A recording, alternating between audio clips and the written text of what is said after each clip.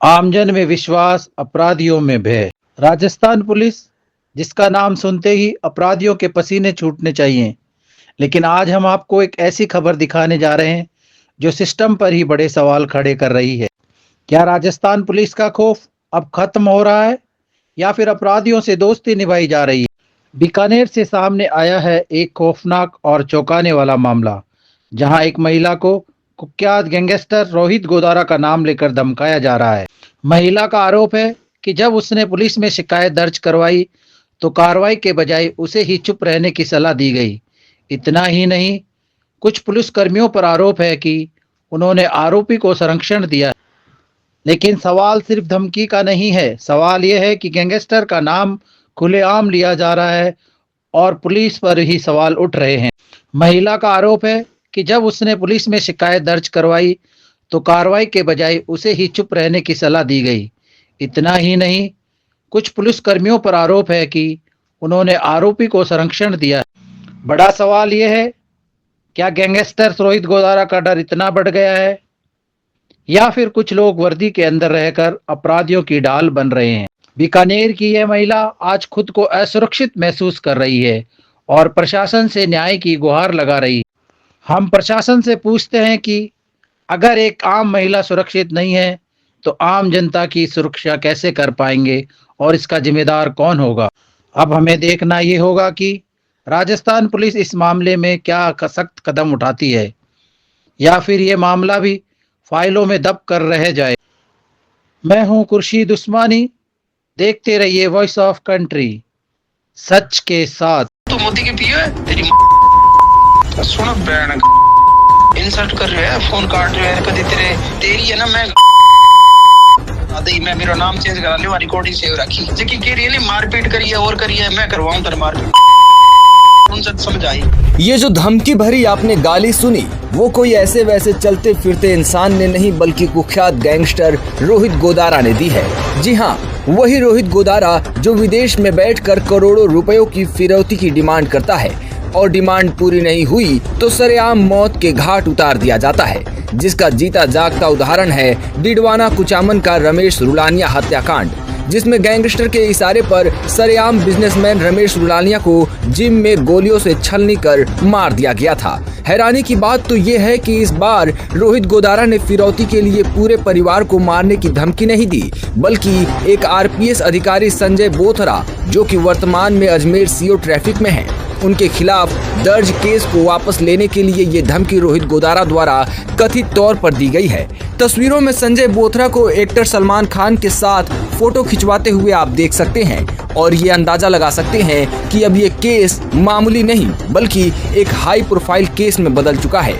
दरअसल ये पूरा मामला राजस्थान के बीकानेर का है, जहां पर बीकानेर पुलिस और गैंगस्टर के गठजोड़ ने पुलिस महकमे के साथ साथ पूरे राजस्थान में हड़कंप मचा रखा है। जानकारी के अनुसार ये मामला साल 2015 के केस से जुड़ा हुआ है, जहां पर संजय बोथरा के खिलाफ पीड़ित पक्ष अल्ताफ बानो की ओर से मारपीट करने का मामला दर्ज कराया गया था। जांच में आरोप प्रमाणित मानकर चार्जशीट पेश की गई, जिसकी कोर्ट में फिलहाल सुनवाई चल रही है।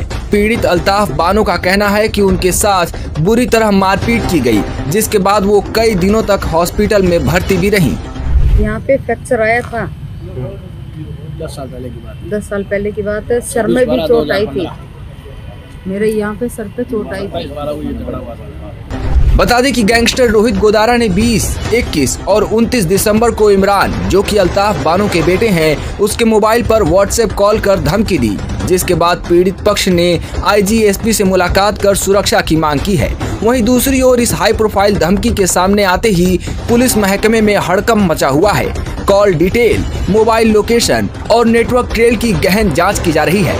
पुलिस इस पहलू की भी पड़ताल कर रही है कि कहीं किसी शातिर तत्व ने गैंगस्टर का नाम इस्तेमाल कर डर फैलाने और दबाव बनाने की साजिश तो नहीं रची। फिलहाल सवाल यह नहीं है कि फोन किसने किया, बल्कि सवाल ये है कि कानून के दरवाजे तक पहुंचे एक मामले में गैंगस्टर का नाम लेकर आखिर किसे और क्यों डराने की कोशिश की जा रही है। क्या ये न्याय और कानून में अंडरवर्ल्ड की सीधी सादी दखलंदाजी है या किसी अंदरूनी साजिश का हिस्सा? इसका खुलासा खैर जांच के बाद ही पता चलेगा, लेकिन इतना तय है कि संजय बोथरा पर दर्ज मुकदमे को वापस लेने के लिए खौफ का जो तरीका अपनाया गया है, उसने पूरे सिस्टम की सुरक्षा और कानून के राज पर बड़ा सवालिया निशान लगा दिया है। इसके अलावा सवाल उठते हैं कि अगर ये वायरल ऑडियो रोहित गोदारा की नहीं है, तो भी अल्ताफ बानो, उनके भाई फिरोज खान और बेटे इमरान और जावेद को जान से मारने की इस तरह से धमकी देना, वो भी किसी आरपीएस अधिकारी के पक्ष में, क्या वो राजस्थान पुलिस और सरकार दोनों पर गंभीर सवाल नहीं उठा रहा है? संजय बोथरा के खिलाफ इसके कारण मेरे को बार बार में वो धमकी दे रहा है। लोकल से पहले तो धमकी दिलाया, लेकिन मैंने माना नहीं। तो अभी वो रोहित गोदारा से मेरे को फोन करा रहा है कि आप राजी पकड़ लो, नहीं तो आपके परिवार को बहुत ज्यादा खतरा होगा। आप खतरा चाहते हो क्या? मैंने कहा नहीं, तो राजी को तो हम नहीं करेंगे, तो आपके परिवार को हम खत्म कर देंगे। संजय बोथरा का मेरे पास बहुत ज्यादा दबाव है, मेरे पास वो रिकॉर्डिंग भी है। थाने में क्या कुछ हुआ आपके साथ? क्या मारपीट? मेरे साथ मारपीट हुई थी। तो मेरा बच्चा वो मिठाई की दुकान पे गया था, वहाँ पे एक ब्लैक शीशे के कारण मेरे बच्चे को उसने अंदर डाल दिया थाने के अंदर। उस कारण मैंने रात भर उसको अंदर रखा। सुबह मैं गई तो मेरे बच्चे के साथ मार पिटाई कर रहा था। मैंने कहा बताओ आप क्या बात है, आप क्यों मार पिटाई कर रहे हो? क्या आप कोई कलेक्टर लगी हो क्या? मैंने कहा नहीं, कलेक्टर नहीं हूँ, बच्चे की माँ हूँ, मेरे को बताने का हक है आपको। तो उसने मेरे साथ बहुत ज्यादा मार पिटाई की। मैं 4 दिन हॉस्पिटल में एडमिट भी रही थी, मेरा बच्चा भी 3 दिन एडमिट रहा था। उस कारण मैंने मुकदमा दर्ज करा रखा है। आईजी साहब से बात हुई, आईजी साहब ने क्या कहा? आईजी साहब ने कहा आपको मैं सुरक्षित कर दूंगा, पुलिस भेज दूंगा आपके घर पे। मैं कल गई थी, एसपी साहब के पास भी गई थी, आईजी साहब के पास भी आई हूँ, अभी तक कोई मेरे पास सूचना नहीं। एसपी साहब ने कल क्या कहा? एसपी साहब ने पुलिस को बुला लिया, कोटगढ़ थाने को, लेकिन अभी तक मेरे पास कोई सूचना नहीं है। कब से कॉल आ रहे हैं? मेरे पास 4-5 दिन से कॉल आ रहे हैं। अंतिम कॉल कब आया? 29 तारीख को। 29 तारीख को आया। ठीक है, आपका नाम बताओ। मेरा नाम अल्ताफ है। सर, हमारे पास रोहित गोदारा का फोन आ रहा है, जो हमें परेशान कर रहा है काफी दिनों से। 20 तारीख से कंटिन्यू फोन कर रहा है, परेशान कर रहा है कि भाई संजय बोथरा के खिलाफ हमने एक मुकदमा दर्ज कर रखा है, तो कोर्ट के अंदर 4 दिन चल रहा है उसमें। तो वो कह रहा है कि उसमें राजीपा करो, जिसकी डिटेल हमारे पास पूरी वीडियो रिकॉर्डिंग पड़ी है हमारे पास, और वो हमें बार बार परेशान करके बोल रहा है कि भाई कैसे भी करके राजीपा करना पड़ेगा। ऊपर से दबाव आ रहा है मेरे पास, ऊपर से फोन आ रहा है मेरे पास। हमने उसको मना कर दिया कि हम राजीपा नहीं करेंगे किसी भी सूरत में। तो वो लास्ट में हमें बोलता है कि मैं तेरे को जान से मार दूंगा, तेरे घर वालों को मार दूंगा, और तुझे राजीपा तो करना पड़ेगा। मैंने उसको इसका मना कर दिया कि मैं राजीपा किसी सूरत में नहीं करूंगा, चाहे कुछ भी हो। तो वो बोल रहा है कि मैं आपको जान से मार दूंगा और किसी भी सूरत में आपको राजीपा करना पड़ेगा, लेकिन हम राजीपा नहीं करना चाहते। इसलिए हम आईजी साहब के पास आए हैं अभी, और आईजी साहब ने बोला है कि आज दिया कि हम आपकी सुरक्षा के लिए कुछ ना कुछ करेंगे। और मैं चाहता हूँ कि मेरा परिवार और मेरे अगर कुछ भी होता है मेरे परिवार और मेरे को, तो उसका पूरा जिम्मेदार संजय बोथरा है, जो उसका होगा। और मेरी और रोहित गोदारा कौन है संजय बोथरा? किस पद पर है? क्या कुछ पुराना मामला है?